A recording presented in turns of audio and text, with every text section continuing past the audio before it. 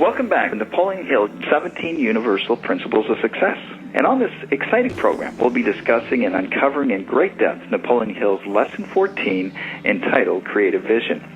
We have a power trio who really know and understand firsthand the power that comes with creative vision as outlined by Napoleon Hill.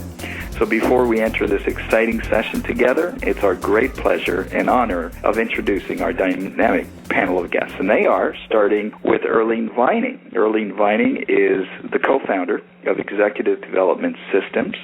Her motto in life has always been, it's not where you are, but where you're going that counts. As a result, she has enjoyed an extensive and remarkable career in sales and management, received a presidential appointment, has become an economic advisor to the governor of Louisiana, has had her own talk show, and in the past has shared frequent appearances on the platform with the late and great Art Linkletter, Norman Vincent Peale, Ed Foreman, and Zig Ziglar. Napoleon Hill has had a profound influence on Earlene's life through his book Think and Grow Rich, and as a result, it propelled her to a higher level of thinking, which attracted exciting opportunities that stimulated her to dream big and to make those dreams a reality. And joining Earlene is Dan Burris. And Dan has founded and managed 6 businesses, 3 which were national leaders in the first year. He's considered one of the world's leading technology forecasters and innovation experts, and is a strategic advisor to executives of many of the Fortune 500 companies.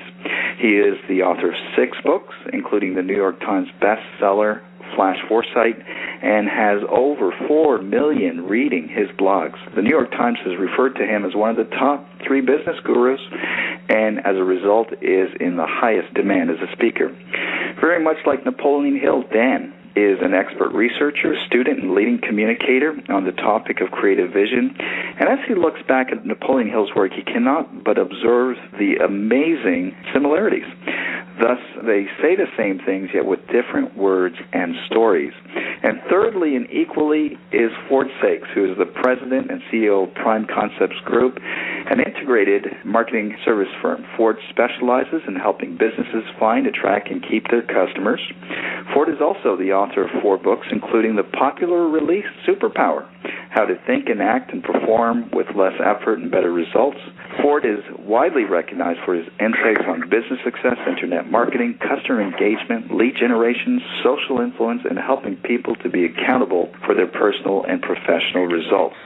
At 16 years old, Ford's life was changed after reading Napoleon Hill's Law of Success. Armed with fresh insights into new ways of thinking and positive programming, Ford continues to use what he's learned from that book today. So with that said, welcome everybody to the lesson of creative vision. Thank you, Phil. Yeah, it's my pleasure. Yeah, great to be here. Great to have all of you here on this panel. Well, perhaps we can just start by getting an understanding of what creative vision is in terms of your own words and explanation and understanding. And since it's ladies first, perhaps, Earlene, we can start with you. How does that sound? How polite of you. Always a gentleman, Phil. To me, creative vision started with me as a little girl and dreaming about store-bought dresses and enjoying setting goals. And while I was very much physically in the cotton fields, I was never there mentally. And what I mean by that is God gave me an incredible gift to dream big dreams and to allow myself to have those dreams and then cultivate them into actual goals. And in the pursuit of those, I continue to grow and appreciate and read from authors like Napoleon Hill. And I guess what I most appreciate about this book and about his vision is that he, too, just like Earlene Vining, was born into poverty in 1883, and he never allowed himself to stay in that element. He, of course, achieved many successes, became an attorney and then a journalist. He was an advisor to Andrew Carnegie and Franklin Roosevelt. Who would have thought it? So, again, it goes back and links into my lesson. It's not so important where you've been, but it's where you're going that counts. And our incredible creative imagination and vision takes us from where we are to actually where we want to go. Excellent insight. Daniel, can you give us your understanding of creative vision and how it's shown up in your life? Well, first of all, the other two people that I'm with, I know them both personally, and I can say, wow, they are extremely creative and talented, so it's a pleasure to be with this great panel. And just off the story that I just heard, you remind me of something I hadn't thought of in a long time, and that is when I was a really little kid, young kid, I was visiting a great-grandfather just before he actually passed away. He was almost 100 years old, and I remember as this little kid, I was very impressed because my great-grandfather was a drummer boy in the Civil War. And it was so amazing to me as a little kid to actually be talking to somebody who was alive during the Civil War, because, of course, I'd seen Civil War movies and so on.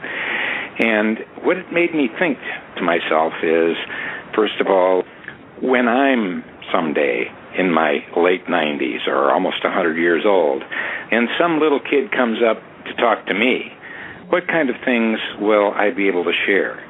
And from that point on, I really started always thinking about the future and always putting myself and projecting myself in the future. And, for example, instead of trying to make others proud of me, all I really tried to do is make me proud of me. And I used that kind of as a litmus test as to when I wasn't sure whether I should do something or not. I would just ask myself, well, would this make me proud of me as I age? And if the answer was yes, it was the right way to go. And I know when I left teaching to start my first company, I applied that principle. I asked myself, if I'm in my late 90s and I don't start this company, what will I feel? And of course, we all have fears, but the fear of failure for me wasn't as big as the fear of regret of not trying.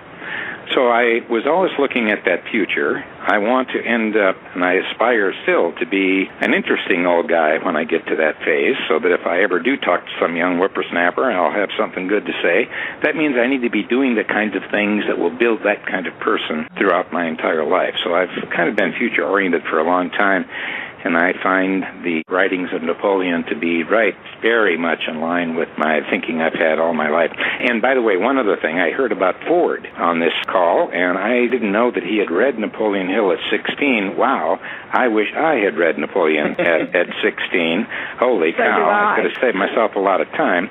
I am new to reading Napoleon Hill. Actually, I just started for the first time looking at Napoleon Hill and looking at this particular chapter, and I found, wow, I love the writing. We have very similar thoughts, and now I've become a fan. I got to read the rest of it. So I'm envious of Ford having done it at 16. Well, to piggyback on that, Dan, I will say that reading it at 16 and being able to apply the concepts are two very different strategies. But it certainly did help me start my first company and allow me to have that creative vision to pursue things in the future. Yeah. Well, Ford, you are one of the great creative thinkers, and I know that as a fact because I've been around you.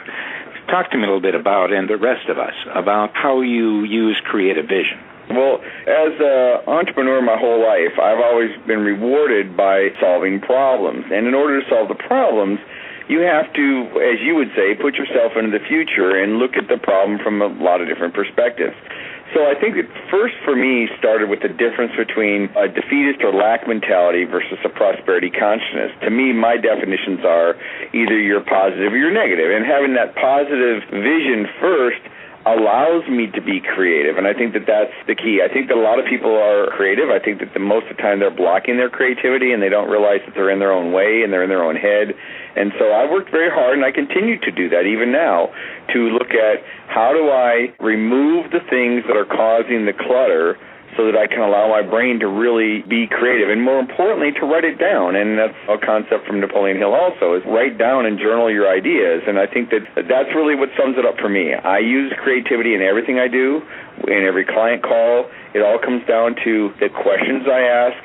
And I think that we all on this call have become masters at identifying what questions to ask that other people just aren't asking. And then everybody thinks that, oh, you're brilliant. But no, we're just really good at asking great questions, and we get better answers. So instead of saying, why doesn't that work, I'll say, well, what do we need to do to make that work? And then that, of course, opens up the creative vision for other people, too. I'd love to comment on positive creativity, and making room for that is so important. So many people today in my circle of friends and business associates have so much baggage that they're still hanging on to, maybe from a childhood experience or maybe a recent one with a conflict family-wise or whatever. And I simply have a whole day seminar on that, and I call it getting rid of the baggage. And if we would just do that on a daily basis through any kind of technique, it could be a physical separation, or by that I mean throwing away a rock-sized boulder or a pebble or whatever level of baggage you're carrying around. It's heavy, and it's taking up room just like your closet. Let's just use the example of your garage as your mind in this particular relevant. That if you were to move stuff out of your closet and into the garage, and this is stuff you say, well, when I get around to it, I will go through this, get rid of it. But so often we don't, and it just takes up room in our garage. Well, negativity does the same thing. So I think a part of this can be certainly a lesson to our listeners is if you've got anything that's taking up room in your creative mind, get rid of it. You can throw a pebble into a lake and call it something. You can write out a letter if it's a personal conflict that's keeping you from the energy required to be creative. Write it out and then put it in the shredder. There are all kinds of different methods for getting rid of that baggage, but I absolutely think it's key to making room to have positive creativity. I liked what Ford was talking about when he was talking about questions, too, because I think if you ask better questions, you get better answers. Mm-hmm. And to put another layer on that, I think that one of the best ways of helping people to learn is to have a question pull the answer out of them rather than you provide the answer. So to give you an example, there was a neighbor kid, and he was crying, and I went over and asked him why he was crying, and he looked up with these big tears in his eyes, and he said his dog had died. And, of course, anyone who's ever had a pet knows that in this case, the dog was a part of the family. He knew it all of his life, and now the dog had died. So he looked up at me with these big tears, and he said, Mr. Burris, do you think there are dogs in heaven? And I responded by saying, would heaven be heaven without dogs?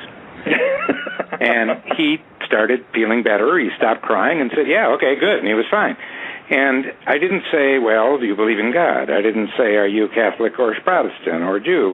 See, he already knew the answer. I think most of us know the answer. And if we can provide good questions for ourselves or for others, we can pull the answer out. And that's part of creativity. I think there are three elements that are interesting to think about. One is discovery, second one is invention, third one is creation. So discovery is kind of the lowest level. For example, nobody invented fire, but they discovered that you could put some meat on some fire and it tasted better when you ate it. There is something called found art. People will find driftwood and sell it as art. Well, again, that's discovery. So discovery is an element of creativity, but it's perhaps a lower level. A mid-level of creativity I would call invention. For example, when the light bulb was invented, we didn't need new physics. And if Bell wouldn't have done it, somebody else would have, because the physics was there to do it. And that might be what Napoleon would have called synthetic imagination. The third level, I think of it as creation. And I think Napoleon called that creative imagination. But creation, to me, is the highest level because that is like Beethoven's Fifth Symphony. Even though there are only so many keys on a piano, it took Beethoven to play the fifth. Or for someone to write Othello. No one else was going to write Othello. No one else was going to play Beethoven's Fifth, but Beethoven. So the key to, I think, what makes his work brilliant is adding the vision part, because we need to create a better tomorrow if we want it to happen. And if we can apply our values and those passions that we have for wanting a better future, a more enlightened future, a more abundant future, we can't sit back and hope for it, because hope is not a strategy. We have to actually plan for it. So when we apply either discovery or invention or creation to a vision, we can end up with something quite powerful. That's exciting. Yeah, just tremendous. Ford, do you have any insights on that? Yeah, my first insight would also be to make sure that all listeners know that required reading for this topic and beyond, of course, Napoleon Hill's reading and the lessons there, is really Dan's book, because Flash Foresight gives you, and I'm stumbled for words here because I'm so excited that Dan's actually on this call today, and people don't realize his time to actually get him on an interview to be able to do something like this is amazing. What I find most amazing about the book is that Dan's able to take a complicated topic, drill it down into an easily identifiable and consumable model that makes it sound easy, and then actually gives you the process on how you can be more creative and know how to work within your future with 7 steps. So, I mean, it's just a required reading. It's an action step, and of course, those that know me, I'm all about action steps. Just check it out. You can get it on your Kindle. You can get it on the website. You can Google it, and it's in bookstores and libraries.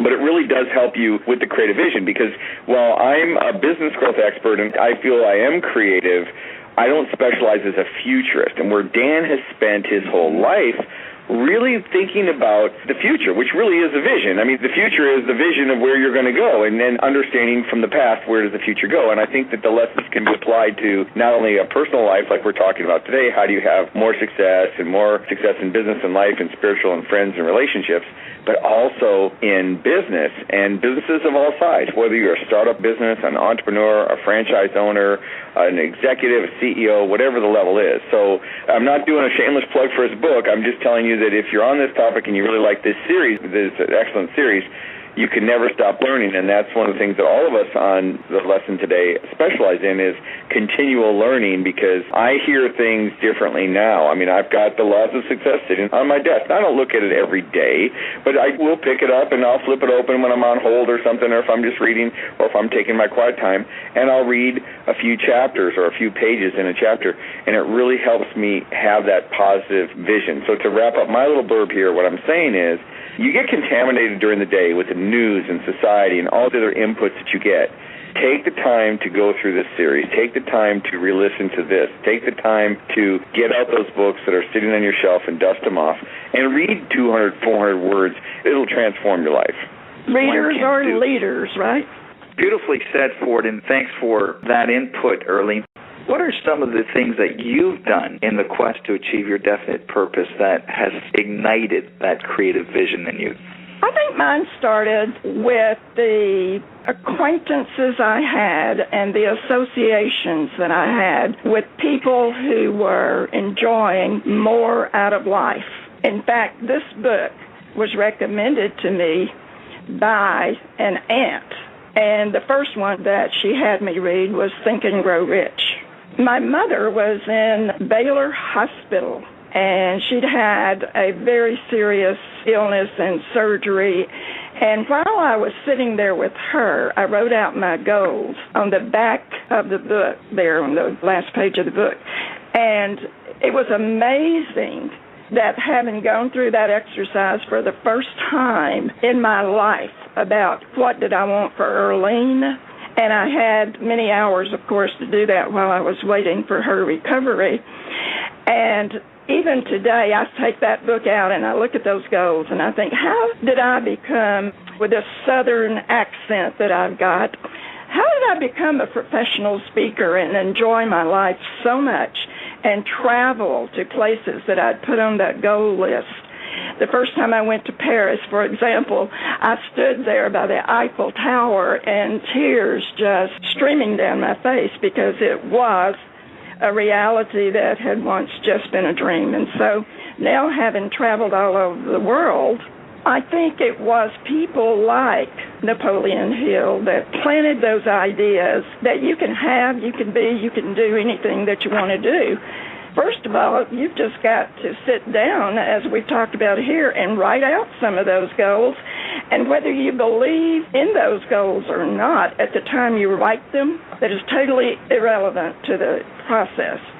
You just have to zoom in and you apply the energy and the excitement and passionately cultivate those dreams, those goals that you have. I went from there to a state-appointed job and then became head of the bicentennial administration for 5 states. Went from there to Washington, D.C., and sat in on a board of directors there for SIA Systems, became a partner. And then, of course, a short stint in television. And I think back over my life, and I think in every one of those instances of where I stepped out of my comfort area and began to say, this is what I want, this is what I'm going to have. And I always left out that little segment in there of how I was going to do it.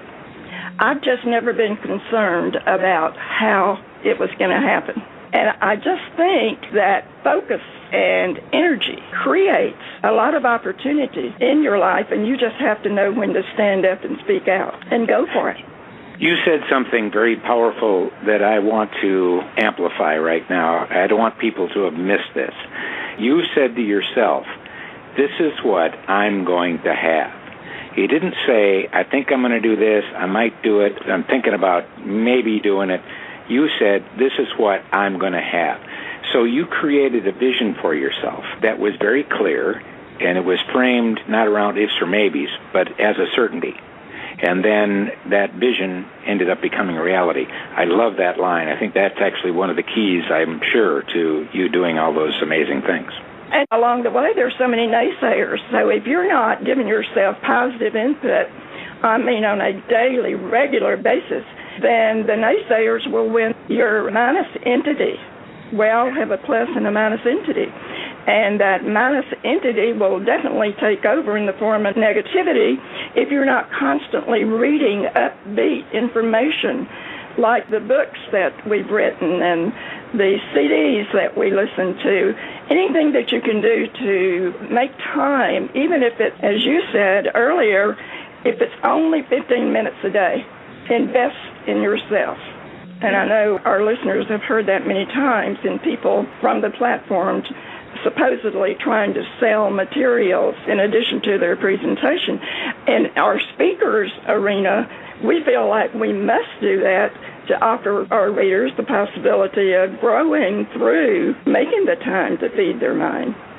Well, Ford said something that also went by fast, but I want to point out because it was very powerful. It was short, but it was powerful. He said in his discussion, in my quiet time. And I want everyone to really think about that a minute, because he was right on target when he talked about too much of us are watching the news. Bad news sells, good news doesn't sell, and if there's no bad news, they'll give you the anniversary of bad news. So, exactly. But do you have quiet time? Do you have the times in this world where we're unplugged? It's important to know when to unplug and when to plug in. So I use quiet time a lot, because quiet time is when your mind is actually a little more active. Phil, I just admire you so much for making programs like this available to your listening audience, and what a terrific masterpiece that you'll be able to put together from all of the shows that you've done on these positive programs. I just congratulate you. Well, thank you, Earlene, and that's very kind, but it's really the guests that have made this possible, and I would be remiss if I didn't give credit to God, really, because it's been an amazing process. But it's very interesting that this principle ties into so many of the other principles, such as definiteness of purpose. You mentioned, Earlene, controlled attention. Napoleon Hill talks about going the extra mile. And as you were speaking, Earlene, you talked about surrounding yourself with the right people in order to fan that creativity. And that brings us to the Mastermind Alliance. And I think, Ford, you have quite a bit to say about the Mastermind Alliance. How has that empowered you to become more creative? Well, I'm in a couple different ones. Dan and I are both in a mastermind called the Speakers Roundtable. Dan was in it for years before, took a break, and now he's back. And the Speakers Roundtable is a mastermind, and we meet a couple times a year of elite thinkers, and really helps us supercharge and recharge.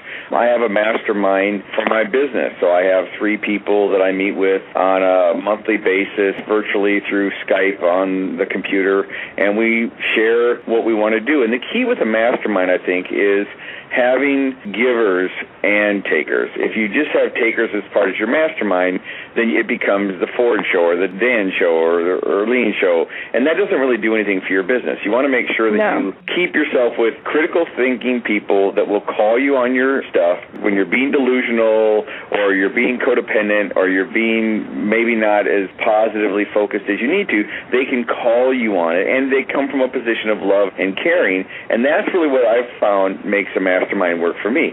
Sometimes it's the tough love.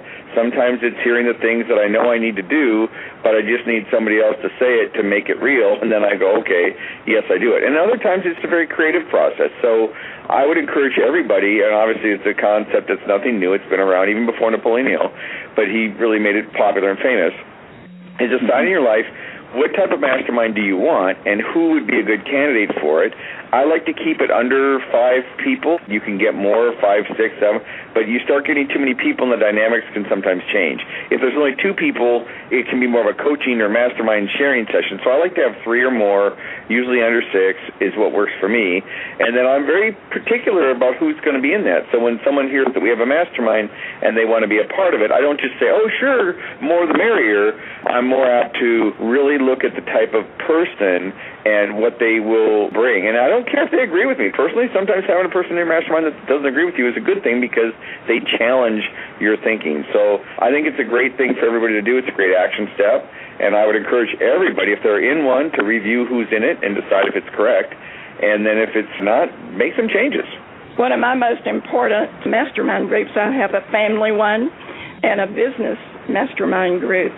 And I have 3 children, Brian, Tammy, and Randy. And I've given them permission to keep me grounded because I've tried very hard as a single mom to give them the stability in their life that they needed. And so, I missed a few events in their life that I was sorry to miss, but it was necessary.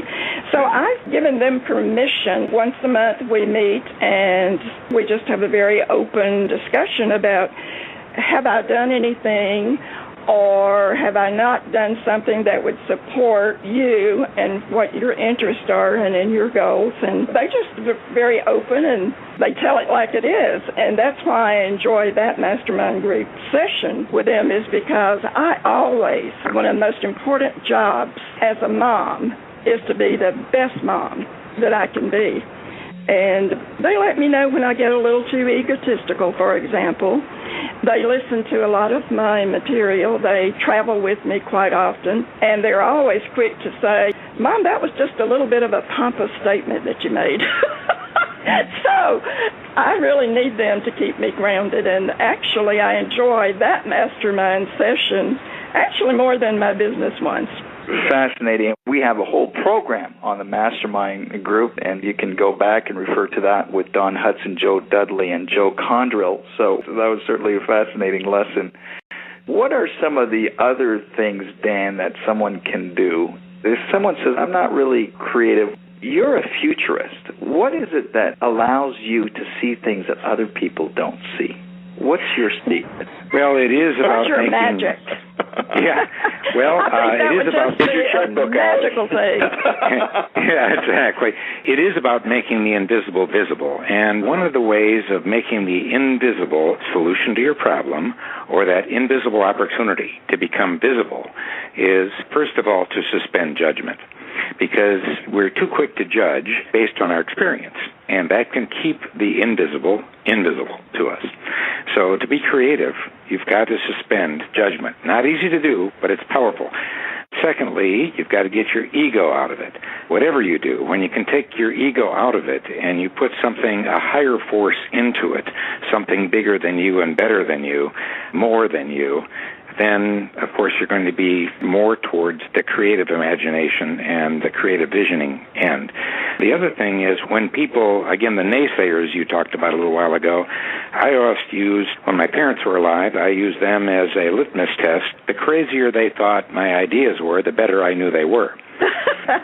And rather than have those kind of things pull me down, they actually supported me because I had done my homework, and if they thought it was pretty radical, yet my homework said it was good, then I knew that it was unique enough to probably have some merit to it. And then last, I'll just share, there's plenty to share. I want to give everyone else a chance to talk, and that is whatever problem you've got, whatever it is, that's not it. So you've got to realize you're smart. You would have solved it by now.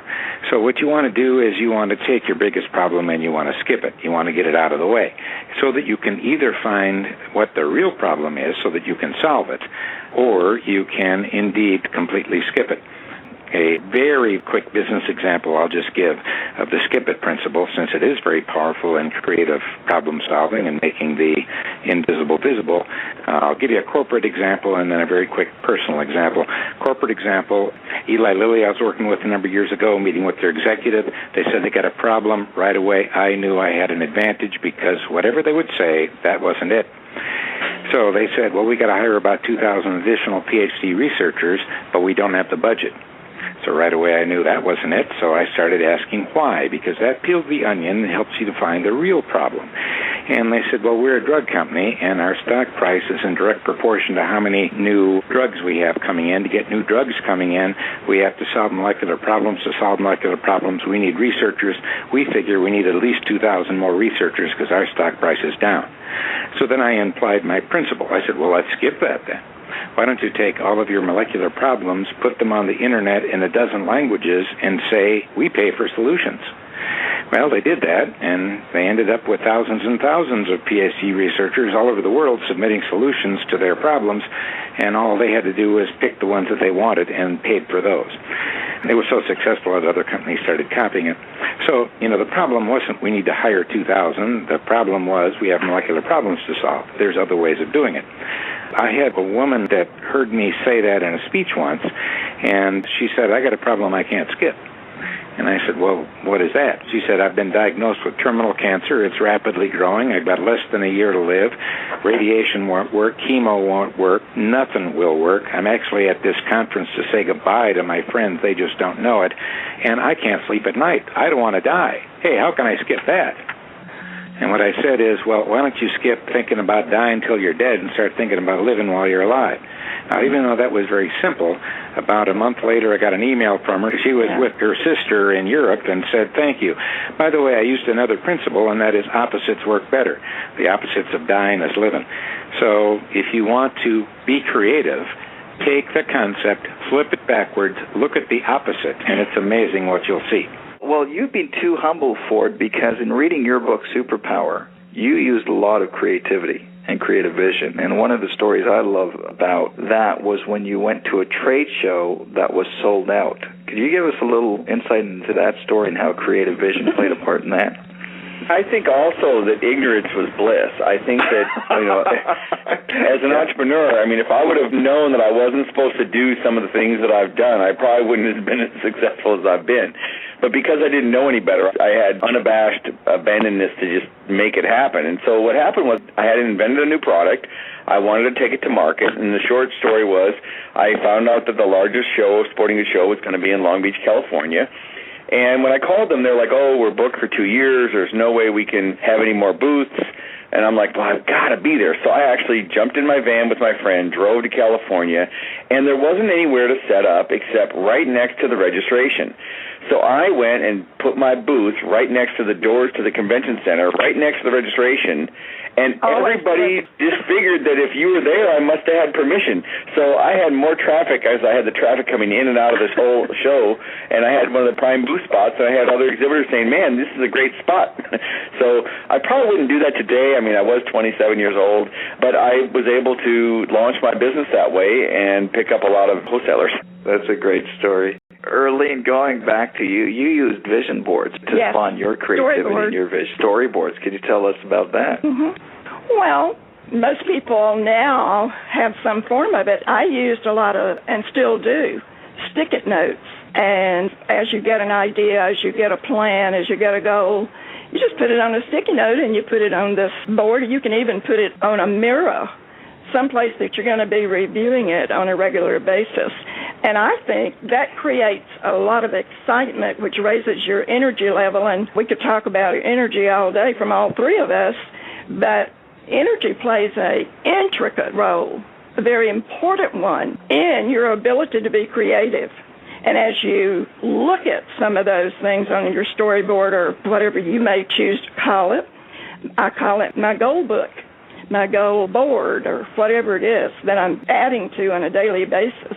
You should read over those on a regular basis, and those of us who travel a lot, I have a little notebook, and I do the same thing. When I get an idea, I put it down, and as I'm beginning to expand on page 2 or 3, then I sort of sift through the rest of them, and they are consciously being managed while I'm not even making an effort. I think the beginning of a successful implementation is from your creative ability to imagine the end result. Like, for example, right now I'm shopping for an automobile. I haven't found one that has raised my passion, so to speak, enough that I even have put it on my board, because typically, and I'm just using an automobile, very materialistic example, but it helps to clarify how much of a space you're going to allow that goal in your head. So when I find the right vehicle, the right automobile that I am passionately in love with, then it will make my goal list. And I'll probably put all kinds of pictures of it on my storyboarding. So what it does is that it allows you to go ahead and enjoy the end result, or go ahead and drive that car before you ever even get into the car. That's a powerful insight in another of the many tools that one can use. Ignite creativity. And we're just passing the ball around here. I got an idea I wanted to share, too, and that is I want to get other people being creative and contributing creativity. For example, when I launched my book, Technotrends, quite a few years ago, I was going to the ABA, which is an association of all the bookstore owners, and before that big event, I wanted to make sure the book would be successful. And I decided, look, why write a book and have all that creativity just go into one product? So I launched 7 Technotrends products at the same time. There was an audio, there was a video, there was a newsletter, there was a game, there was a card game, there was a number of different things. And so at ABA, here's what I did. This is before the ABA with the 10,000 people that could buy books would be there. And so what I did is I went to the card company, and I said, look, Harper Business is publishing my book, Technotrends. You should be at ABA with the card game. And they said, okay, it's a great idea. I mean, hey, Harper's big. We'll get in there. So they went in there, and they got in. I said, well, what are you going to do? And they said, well, since we got to be seen somehow, we're just a card company, so we'll create a big display, et cetera, et cetera. So I went over to Harper and said, well, the card company is here. Their display is actually looking like it's going to be bigger than yours. What are you going to do? And they said, well, we will make a gigantic sign of your Technotrends book and put it out. How's that? And I said, okay, that's good. I went over to the card guys, and I said, hey, you should hear what Harper's doing. They're making this big thing. And then what they said is, well, here's what we'll do. We'll buy the back page of Publishers Weekly and put the Technotrends card pack on that. Wow. How do you like that? And I said, good, I like that. Then I went over to Harper and said, you should hear what the card guys are doing. So then Harper said, well, here's what we'll do. We'll publish a 32-page booklet of your book, give it to all 10,000 attendees, and give them the marketing plan and all how we're doing it. How's that? And I said, great. I went back to the card guys, and the card guys said, whoa, well, here's what we'll do. We'll make the biggest banner everyone's ever seen, going from the top of this convention center all the way down, showing the card pack. You get the idea. I got them all creative together to elevate what I was trying to do. By the way, did I do anything bad? No, they made more money, I made more money, everybody made more money, because it was all about creating abundance, but it was about getting them to be creative as well. Marketing genius. Then one other little angle that's similar but different, I'll just share very quickly, and that is when I was an undergraduate in college, I think it was in my sophomore year, just like all other sophomores, you have ideas on how the world can be better, but you're stuck being a sophomore. That is, unless you aren't. So what I did is I went to one of my professors, and I said, how do you get money if you got an idea? And they said, well, you get a grant. And I said, how do you get a grant? And they said, you got to fill out the form. And I said, can I see the form? So they gave me the form. I put my idea down, filled it out, and I went to the head of the university. And I always put myself through college playing lead guitar in a rock band, so I looked a little shaggy at the moment. But anyway, really, a rock band? Well, I looked a little rough, because this was quite a while ago. Anyway, I went in there, and the guy was older, probably as old as I am now, but he looked old to me at the time. And I put the grant down in front of him. I said, I'm applying for a federal research grant. He knew that no undergraduate had ever gotten one before. And as I explained it to him, what it was, I said, look, if I get this grant, will you give me a room in the library, office furniture, and a secretary? And he looked up at me with a big grin, and he said, young man, hey, if you get that grant, yeah, I'll give it to you. And I said, okay, thank you. And then I went to the head of the media department, and I said, I'm applying for a federal research grant, blah, blah, blah. And I said, and by the way, if I get the grant, the head of the university is giving me an office, he's giving me a secretary, and he's giving me furniture. What are you going to give me? And he said, oh, well, how about some videotape equipment and some cameras? And I said, great, thank you. I went to the head of every department. All of them gave me all this stuff. I wrote it into the grant, submitted it to Washington. They said, look at the support the kids got. Give them the money. So I ended up with this big grant my sophomore year. I was directing a federal research grant. I had staff. I had office. I had all this equipment. And so was I the smartest kid on campus? Absolutely not. I just didn't do what they did. And I didn't let myself be limited by being a sophomore. So you put the fire of action behind your goal, and that just creates and attracts a lot of opportunity. Some people don't get it, but you've got to be so turned on that you've got to generate the enthusiasm until you feel the enthusiasm, which comes with the fulfillment of that grant. What an exciting example. And Ford is awfully quiet, but he's quite an inventor as well. How many inventions have you created, Ford?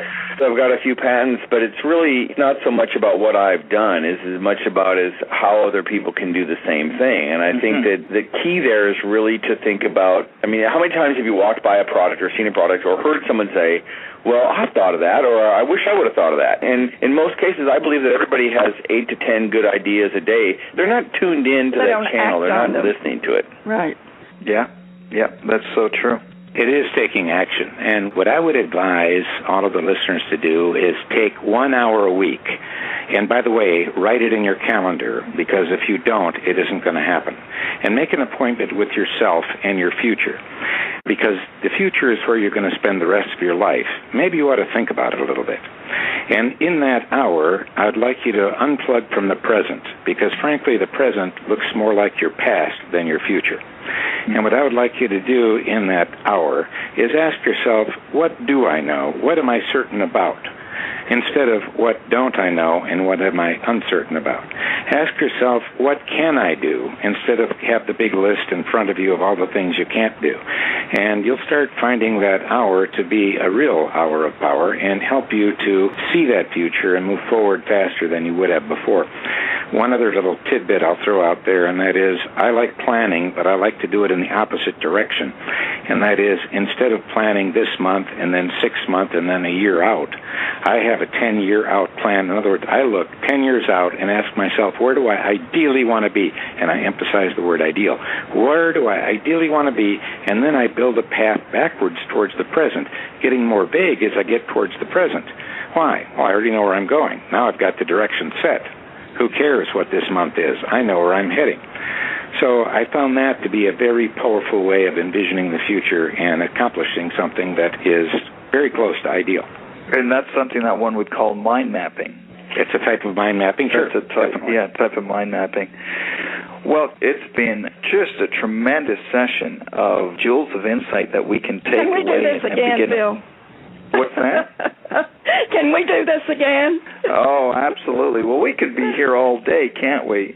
And absolutely. One of the things that Dan said, pointing to creative vision, is that it spawns or ignites initiative, which is another principle. But Napoleon Hill said it well when he said creative vision is the power which inspires the development of personal initiative. And that's how he ends the chapter on the keys to success. Well, for those that want to learn more about you, your products, your service, and gain greater insights into your expertise, where can they find you? And we'll ask that to each one of you. And could you just leave us one takeaway? If there's one thing that you'd want our listeners to take away with as a result of listening to this audio, what would it be? And Earlene, perhaps we can start with you. I believe that before you can enjoy any level of success, you've got to get to the point where you really love and respect yourself. Because once you develop that level of deserve, then and only then do you think that it's okay for you to have the best of the best or to enjoy that wonderful relationship. So until you get your own deserve level up, not much is going to happen because you're not going to attract the opportunity there to enjoy laughing, loving, and living in your life. So I just wish all of our listeners the very best. I've enjoyed visiting with you, Dan, and with Ford today. And, of course, as always, our terrific host. Well, thank you so much, Earlene. And where can we find out more about your products, your service, and events? Well, my business partner, Ed Foreman, and I have a company called Executive Development Systems, and through that, we've enjoyed teaching a seminar that is entitled The Successful Life Course. And we've done that session. It's a 3-day seminar all over the world. And if you go to Earlene@edforeman.com. Right, and we can find out more about you in this program by visiting edforeman.com. Would that be correct, Earlene? Okay. Yes. Well, thank you for being on our program. It's just been a real treat having you on. Ford, can you give us that one takeaway as well as where we can find out more about you? My biggest takeaway would be look at your life right now and where you are and realize that the decisions you've done and the actions you've taken have worked perfectly to get you to where you are. So if you're not where you want to be in your life, and I'm speaking just as much to myself as anybody else right now, then you have to look at the decisions you've made and the things you've done and the way you fed your mind. And I would think it starts with feeding your mind. If you're not where you want to go because of your beliefs, then maybe you need to get new beliefs that are going to serve you. And if the beliefs you have right now aren't serving you because you're not getting the results, that's a perfect time to look at the teachings of Napoleon Hill, to look at the books by Dan Burris, to look at the things and to decide what are you going to do different. Now, as far as how to find me, it's pretty easy. I'm one of the top internet marketers on the planet. You can Google my name, Ford Saeks, S-A-E-K-S, or spell it wrong, you'll still get to me. But my website is primeconcepts.com. You can visit me at primeconcepts.com. That's great. Thanks, Ford. You're always so generous with your contributions. Appreciate you having you on the program. Dan, take us home. What I would like all of us to do is to think big. Think big about yourself and your future, and then realize you just thought small. Because there's a bigger big, and you'll never get to the bigger big if you can't see it. So one way to find the bigger big is to think big and realize you thought small. You got to think bigger. You know, and I think too, when I was thinking big when I was 20 years old, and I look back now, I realized, boy, was I thinking small. What does that mean? Well, I must be thinking small now.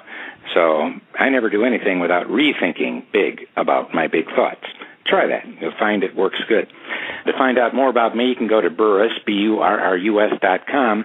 But if you'd like something that's a pretty cool little tool, you could take it out to your cell phone and you could send a text message to the number 99000. So that's text 99000, and then you put in for the message just my name with no space, Dan, DANBURRUS, and then just hit send. What you'll get back is an app. And the app will work on any smartphone, and it will give you access to my blogs and my tweets and my videos and all kinds of stuff. And I have a newsletter, Technotrends newsletter, I've been selling for the last 29 years. You can get a 4-month free trial subscription there as well. So 99000, text that to Dan Burris, no space, and you'll get yourself a little app that I think you'll like. Oh, wonderful. Well, thank you, Dan and Earlene and Ford. It's just been an enriching session. And to wrap it up, may we just leave you with a quote by Napoleon Hill, which says, "Whatever the mind of man can conceive and believe, it can achieve." So let's apply that creative vision and stay tuned for the next lesson that will be on with Maintenance of Sound Health with Art Holtz, Kate Larson, and Kathleen Passanisi. God bless you all.